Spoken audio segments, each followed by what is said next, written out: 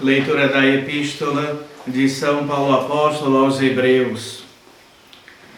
Tendo Deus falado muitas vezes e de muitos modos, noutro tempo aos nossos pais, pelos profetas, ultimamente nestes dias nos falou pelo seu Filho, ao qual constituiu herdeiro de tudo, por quem fez também os séculos, o qual, sendo o resplendor de sua glória e a figura da sua substância, e sustentando tudo pelo poder da sua palavra, havendo feito a purificação dos pecados, está assentado à direita da majestade nas alturas, feito tanto mais superior aos anjos, quanto herdou mais excelente nome do que eles, porque a qual dos anjos Deus jamais disse: Tu és meu filho, eu te gerei hoje.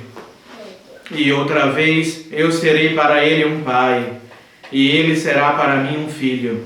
E de novo, quando introduz o primogênito no mundo, diz: Que todos os anjos o adorem.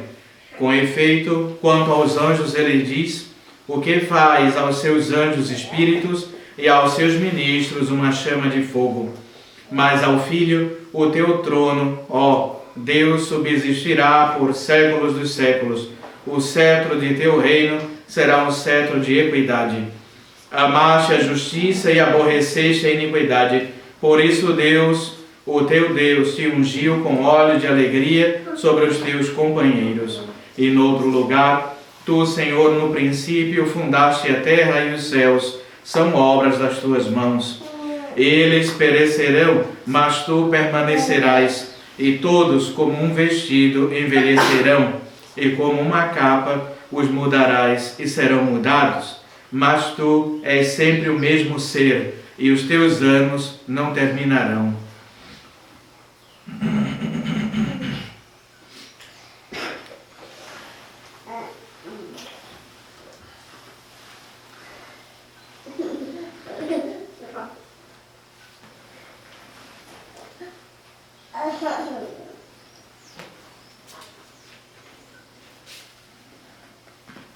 Seguida do Santo Evangelho segundo São João. No princípio era o Verbo, e o Verbo estava com Deus, e o Verbo era Deus. Ele no princípio estava com Deus. Todas as coisas foram feitas por ele, e sem ele nada foi feito. Nele estava a vida, e a vida era a luz dos homens. Esta luz resplandece nas trevas, e as trevas não a compreenderam. Houve um homem enviado por Deus que se chamava João. Ele veio como testemunha para dar testemunho da luz, a fim de que todos crescem por meio dele. Ele não era a luz, mas veio para dar testemunho da luz. A luz verdadeira era que ilumina todo homem que nasce neste mundo. No mundo estava, e sendo o mundo feito por ele, não o conheceu o mundo. Veio para o que era seu, e os seus não o receberam. Porém, deu poder de se fazerem filhos de Deus a todos os que receberam e creram no seu nome, que não nasceram do sangue, nem do desejo da carne, nem da vontade do homem, mas de Deus. E o Verbo se fez carne e habitou entre nós, e nós vimos a sua glória como de Filho unigênito do Eterno Pai. E ele era cheio de graça e de verdade. Ave Maria, cheia de graça, o Senhor é convosco. Bendita sois vós entre as mulheres, e bendito é o fruto do vosso ventre, Jesus. Santa Maria, Mãe de Deus, rogai por nós, pecadores, agora e na hora de nossa morte. Louvado seja nosso Senhor Jesus Cristo. Agora sempre seja louvado. Em nome do Padre, do Filho e do Espírito Santo. Amém. Podem sentar-se.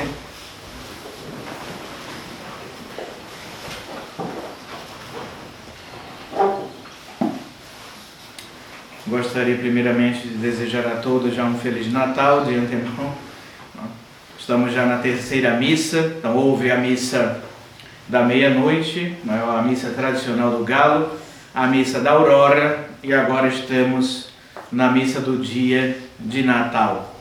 Como eu falei no sermão da noite, essas três missas simbolizam esses três nascimentos de Nosso Senhor.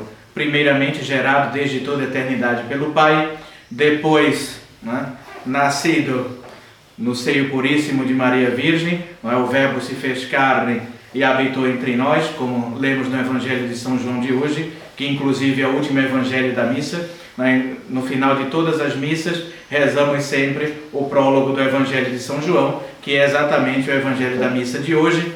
E o terceiro nascimento de Nosso Senhor é o nascimento místico, nas almas dos fiéis. Então, a Igreja pede que os padres rezem 3 santas missas, e mais ou menos nesse sentido espiritual.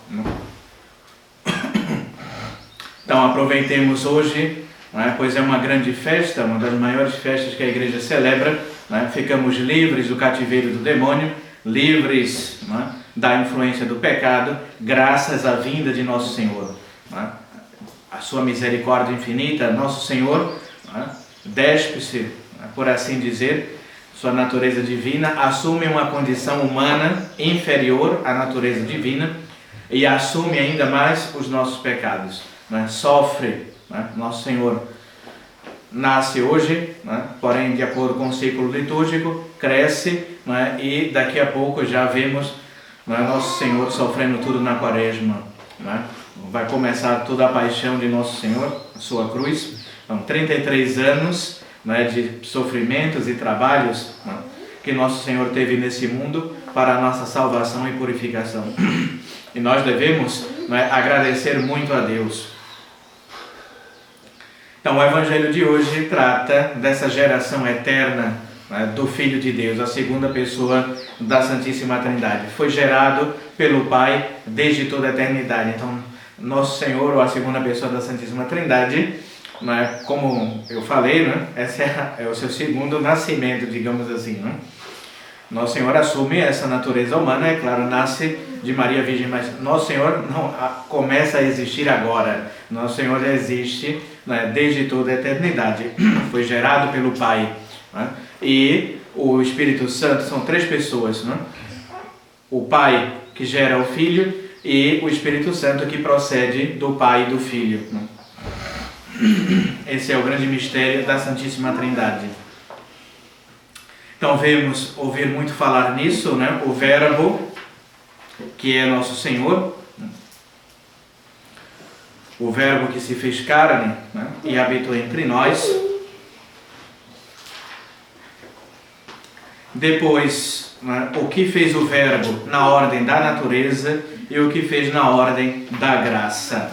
Então, primeiro ponto, o que é o Verbo pessoalmente considerado. O Verbo pessoalmente considerado é Deus, mas uma pessoa distinta do Padre. É Deus o Filho, segunda pessoa da Santíssima Trindade. Mas são algumas distinções que nós aprendemos na época do Catecismo, e também na Sagrada Teologia. Então, o mistério da Santíssima Trindade, um Deus em 3 pessoas. Então, Nosso Senhor, ou Verbo, é a segunda pessoa da Santíssima Trindade. É o Filho de Deus distinto do Pai. No princípio, antes da origem das criaturas, antes de tudo, antes do tempo, antes dos séculos, desde a eternidade, de toda a eternidade, era o Verbo. Então, Nosso Senhor existe desde o começo de tudo, digamos assim. Antes de todas as coisas serem criadas, Ele já é. Não foi no mesmo sentido que Moisés disse: no princípio Deus criou o céu e a terra. Quer dizer, efetivamente, no princípio do tempo. Então, Nosso Senhor, Deus, está fora do tempo.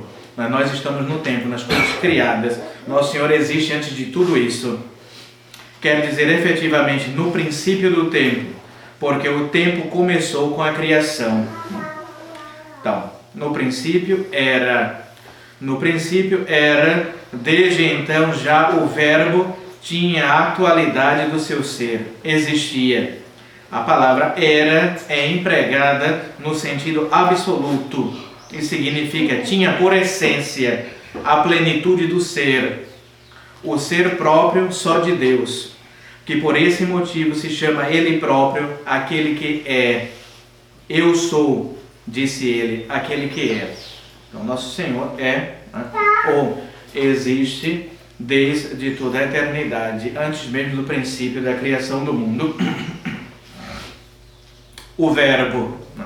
4 perguntas. Primeiro, o que significa o nome de verbo? Segundo, por que é que assim se chama o Filho de Deus? Terceiro, por que se denomina verbo e não discurso? E quarto, por que é que nesta passagem o evangelista emprega o nome verbo? Então vamos ver essas distinções para entendermos o que é nosso Senhor e a sua missão aqui nesse mundo. Então, verbum, logos, ou verbo, termo que significa propriamente conhecimento, palavra, não se toma neste ponto por uma palavra acidental, uma expressão oral comum, mas por uma palavra substancial e subsistente, por uma pessoa, a segunda pessoa da Santíssima Trindade, o Filho de Deus, que o Velho Testamento chama ordinariamente a sabedoria, o Filho unigênito de Deus. Então, esse verbo assume essa expressão substancial, que subsiste, ou, como quer dizer no Antigo Testamento também, sabedoria ou o Filho unigênito de Deus. Por isso que São João utiliza, e o verbo se fez carne e habitou entre nós. O verbo quer dizer o Filho unigênito de Deus. Então, a palavra o verbo acidental, que primeiro devemos compreender, é a representação de um objeto formada no espírito, exprimida pela voz, e que muitas vezes se consuma por um ato exterior, que é o termo dela. Então, pela voz, e que se consuma depois por um ato externo. Esta definição indica que o verbo pode ser interno e externo, puramente especulativo ou prático. É interno se conserva na inteligência, externo se produz por fora, pela voz ou por outro sinal. Como usamos também o termo verbo mentis, a ideia que temos na nossa mente, ou como alguém que produz algo, por exemplo, um pintor ou um artista, ou alguém que quer projetar algo, já tem na sua mente antes de você pintar o quadro, de reproduzir uma obra, você já tem na sua mente, você reproduz depois externamente. É puramente especulativo se detém a simples imagem do objeto pensado. Prático se refere a uma obra que deve ser ordenada e executada. E então chama-se exemplar ou modelo, aquilo que se projeta. Assim, o arquiteto, contemplando no seu espírito a estrutura do firmamento, concebe uma espécie de verbo especulativo. Daí forma-se a ideia prática, a imagem de um edifício, e produz um modelo mental que o trabalho exterior pode reproduzir. Esse modelo, esse plano, se o desenhar no papel, torna-o exterior e visível. Se o mandar executar em pedra por operários, exprime uma ordem que deve ser cumprida por uma ordem exterior. Tal é o verbo acidental, a palavra humana, que constitui a mais excelente operação da nossa natureza. Então, digamos assim que nosso Senhor foi gerado desde toda a eternidade pelo Pai, nesse processo, digamos assim, de como o artesão, o arquiteto, Deus cria tudo, já tem todo esse projeto, nosso Deus Padre, por assim dizer, tem tudo na sua mente, toda a obra da criação, e de nada as coisas se projetam e acontecem, se dão no tempo. O verbo substancial é a palavra ou verbo de Deus. Então, o verbo substancial, então vimos verbos acidental e verbo substancial, é a palavra ou o verbo de Deus, tomado, como se diz em linguagem teológica, no sentido racional. Então, verbo que existe em Deus, não como uma simples ação, mas como uma subsistência pessoal, ou como uma pessoa que possui o nome de verbo, porque tem uma certa analogia com o verbo humano. Então, o verbo propriamente dito, segundo a doutrina de São Tomás, toma-se em Deus num sentido pessoal e é o nome próprio da pessoa do Filho. Então, significa efetivamente uma certa emanação da inteligência, de forma que a pessoa divina, que procede por emanação da inteligência, denomina-se Filho. E a dita processão chama-se geração. Então, é algo um pouco complexo, né? Sobretudo para os jovens, né, compreenderem, mas tudo isso é o processo de geração da segunda pessoa, né, da Santíssima Trindade de Nosso Senhor. Geração essa feita em Deus, segundo o modo de operação pela inteligência, né? Por isso que se diz verbo substancial. Então essa geração se dá também da mesma forma, se passa em Deus, não é? Porém, daí é que gera-se o Filho, não é? Já não é como as demais criaturas, como eu falei. Então, quando Deus quer criar alguma coisa, como criou o mundo, o céu e a terra, criou o homem, não é? Tudo isso Nosso Senhor pensa e essas coisas acontecem imediatamente, não é? No tempo. Porém, Nosso Senhor foi gerado, não é? Fora do tempo, desde toda a eternidade, antes das coisas criadas, por esse modo de geração, não é? Mas também, não é? Racional. Por que a segunda pessoa da Santíssima Trindade se chama Verbo? Porque as propriedades e as operações dessa pessoa, quer sejam consideradas em si, quer sejam com relação a nós, são perfeitamente representadas pelo nome de Verbo, por causa da sua analogia com as propriedades do verbo humano. Com efeito, assim como o verbo humano procede da inteligência, nós pensamos, e depois falamos, ninguém sai por aí falando sem pensar. Então, primeiro o verbo humano se dá na nossa mente, né? Por analogia. Então, por causa da sua analogia com as propriedades do verbo humano. Com efeito, assim como o verbo humano procede da inteligência, onde assiste, e que é uma imagem espiritual e viva do objeto conhecido pela inteligência, assim o verbo divino procede do Pai, que se conhece a si mesmo e é a sua viva imagem. Então, Nosso Senhor, pensando nele mesmo, né, gera o Filho, que é também a sua imagem, e semelhança. Gera a sua viva imagem. Imagem de Deus invisível, figura da sua substância. Por isto se compreende a razão porque o Filho de Deus é chamado, como efetivamente é, não somente o Verbo, mas ainda a sabedoria do Pai.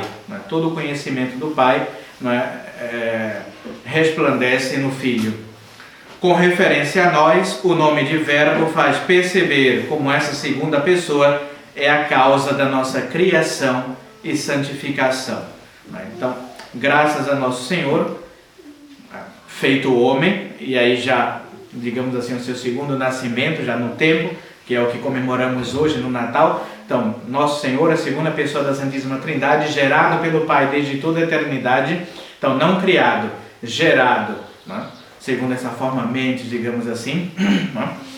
Então, Nosso Senhor, diante desse mistério da criação, então lembrando que foram as três pessoas da Santíssima Trindade que desde toda a eternidade criaram o mundo, né? No tempo, as criaturas, tudo isso. Então, vendo o que se passava na criação, o pecado de Adão e Eva, dos nossos primeiros pais, ninguém que podia entrar no céu e se salvar por conta desse pecado original. Então, Nosso Senhor se compadece da natureza humana, das criaturas humanas, e nasce em Belém, de maneira pobre e simples, como vimos também na missa da noite, foi narrado o nascimento de Nosso Senhor.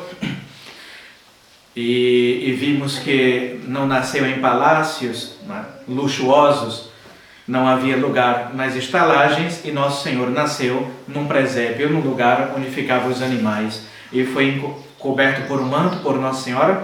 Então, já um nascimento também miraculoso, Nossa Senhora, que foi livre, nasceu sem o pecado original, não podia ter as dores de parto. Então, o nascimento de Nosso Senhor já foi miraculoso, foi narrado no Sermão da Noite, mas para elucidar, então Nossa Senhora já nos últimos dias de gravidez, fazendo uma longa viagem, para nesse lugar simples e chega a hora, né, do parto, do nascimento do menino Jesus, e ele nasce miraculosamente, ou seja, assim como um raio, né, de luz ultrapassa um vidro ou um cristal, né, sem fazer dano algum a esse vidro, assim Nossa Senhora também, chegado o tempo de nascer o menino Jesus, miraculosamente Nosso Senhor, né, com toda essa sua sutileza, aparece milagrosamente nos braços da Santíssima Virgem, né, sem corromper de maneiras, digamos assim, não é, a virgindade de Nossa Senhora, não é, ou que ela teve algum problema no parto, como acontecem de forma normal. Os modernistas dizem, né, que o menino Jesus nasceu de uma mulher qualquer, né, ou que foi um nascimento comum, como os protestantes também dizem. Não, tudo em Nosso Senhor é miraculoso. Então Nosso Senhor aparece milagrosamente, Nossa Senhora o cobre com algumas faixas e põe Nosso Senhor no feno, nas palhas, né? E ali fica, né, o Criador do mundo, o Criador de tudo, né, Deus Ele mesmo, segunda pessoa da Santíssima Trindade, ali junto dos animais. Alguns pastores estavam ali tocando os bois e veem esse acontecimento, que dizem que foi muitas luzes, né, e todo mundo ficou assim meio que, nossa, o que é que está acontecendo? E foram lá ver e encontraram anjos cantando e tocando, né, para Nosso Senhor ali, adoração, aquela coisa toda. Todo mundo ficou maravilhado com o nascimento de Nosso Senhor. Então, rezemos no dia de hoje, peçamos a intercessão da Santíssima Virgem, fiquemos, nem que seja alguns minutos, ali, né, no presépio, contemplando, né, o menino Deus, que será o nosso Salvador, o Messias esperado pelos profetas, pelas almas dos justos, né? Vemos que Nosso Senhor depois, né, desce aos infernos e resgata as almas dos justos ali que estão no limbo, porque não podiam entrar no céu. Nosso Senhor assume as nossas fraquezas, os nossos pecados, em prol da nossa salvação. Então tudo isso é dia de júbilo e de festa para todos nós. Eu falei também que o ano de 2020 foi um ano de desgraças, não é, de catástrofes, de problemas financeiros, espirituais, seja lá o que for. Foi um ano somente de confusão, de fechamento das igrejas. Não se podia administrar o sacramento para os fiéis por causa dessa pandemia fake, né? Porém, não podemos estar trancados dentro de casa e em depressão, né? Hoje é Natal, hoje é festa, temos que comemorar o dia de Nosso Senhor, o dia que fomos resgatados, né? O dia que recebemos graças incomensuráveis para a nossa salvação. Então devemos comemorar sim, hoje é festa, hoje é aniversário de Nosso Senhor Jesus Cristo, não é aniversário do Papai Noel, não é dia de comemorar outro tipo de coisa que não seja o nascimento de Nosso Senhor. E também essa graça de podermos nos salvar, irmos para o céu diretamente, graças a Nosso Senhor. Então, comemorar a festa o seu nascimento, né, sobretudo nas nossas almas. Quantos hoje, né, não podem comemorar esse nascimento espiritual de Nosso Senhor porque vivem uma vida de pecados, né? Porque já criaram um bloqueio para Nosso Senhor. Nosso Senhor não pode entrar nessa alma porque ela ainda não é uma alma convertida, que ela ainda não se decidiu em abandonar o mundo, as coisas do mundo, o pecado, e não se decidiu ainda pela santidade. Então imagine quantas almas, né, estão com as portas fechadas para o menino Jesus. Nosso Senhor não vai nascer em muitas almas. A maioria, como dizem os santos, os teólogos, né, das almas se condenam. Por quê? Porque fecham, né, as portas para Nosso Senhor. Como Nosso Senhor pode entrar e reinar nessas almas que vivem no pecado mortal, que são inimigos, não é, de Nosso Senhor e da sua cruz. Então meditemos e pesemos. Será que eu estou fechando as portas para Nosso Senhor? Será que eu já me converti verdadeiramente? Eu abandonei tudo, não tenho apego nenhuma a nada que seja de pecado? Será que Nosso Senhor pode reinar e triunfar na minha alma? Ou ainda há alguma coisa que eu tenho que mudar para aceitar a Nosso Senhor verdadeiramente e da maneira mais digna? Então procurar imediatamente o sacramento da confissão, o sacramento da reconciliação para com Deus e poder voltar às pazes para com Nosso Senhor, porque Nosso Senhor jamais reinará numa alma, né, que é inimiga dele. o pecado nos torna inimigos de Deus. Então, rejeitamos automaticamente. Aqueles que vivem em pecado rejeitam, né, imediatamente a nosso Senhor. Então, Ele não pode reinar nas nossas almas. É em vão o seu nascimento. Se nosso Senhor veio para reinar no mundo e nas almas, se de nossa parte não favorecemos esse nascimento espiritual, então há algo errado. Rezemos, tudo isso é possível com a intercessão de Nossa Senhora. Ela estava ali desde o começo de tudo. Trouxe Nosso Senhor em seu seio durante 9 meses. E durante o seu nascimento estava ali presente São José também. Toda a Sagrada Família hoje está sendo contemplada. Jesus, Maria e José. Então peçamos a intercessão a esses grandes santos. Eles podem nos ajudar. Eles conhecem esses grandes mistérios, conhecem a Nosso Senhor verdadeiramente, sobretudo a Santíssima Virgem, que está assentada, graças à sua Assunção, está de corpo e alma no céu junto de seu Filho, e é a nossa intercessora, medianeira de todas as graças. Recorramos a ela, e ela com certeza pedirá ao seu Divino Filho que interceda e que olhe por nós e que nos envie graças extraordinárias. Não existe pecado, não existe vício, não existe problema que Nosso Senhor não possa converter ou mudar. Não existe alma, por mais empedernida que seja, que pela graça de Deus não possa se converter. Não há pecador nesse mundo que não possa se converter. Basta ele se humilhar, se ajoelhar diante dessa criancinha, do menino Jesus, e pedir com toda a confiança, que nos ajude. Pedir e recebereis. Nosso Senhor está aí. Grandes personalidades da época, os magos, vamos ver depois nas missas da Epifania, estão vindo em caravanas com ouro, incenso e mirra, presentes maravilhosos para essa criança, esse menino Deus. Então nós também devemos estar nessa procissão, seguindo, caminhando rumo ao menino Jesus. Temos que procurá-lo e ali encontraremos o nosso tesouro e o nosso coração poderá repousar em paz. Ave Maria Puríssima, em nome do Padre, do Filho e do Espírito Santo. Amém.